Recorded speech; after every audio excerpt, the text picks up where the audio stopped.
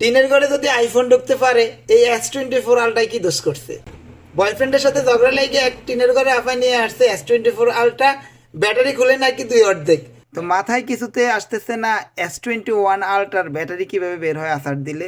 সাদা মনের আরও একটা প্রশ্ন, আফাই বয়ফ্রেন্ডের সাথে লাগলো কি নিয়ে? আমার মতো যারা সাদা মনের আছেন তারা অবশ্যই কমেন্টস করে যাবেন। জীবনে প্রথমবার S21 আলট্রা খুলতে যাচ্ছি, নতুন এক অভিজ্ঞতা নিতে যাচ্ছি। আসলেই তো দেখতেছি ব্যাটারি নাই।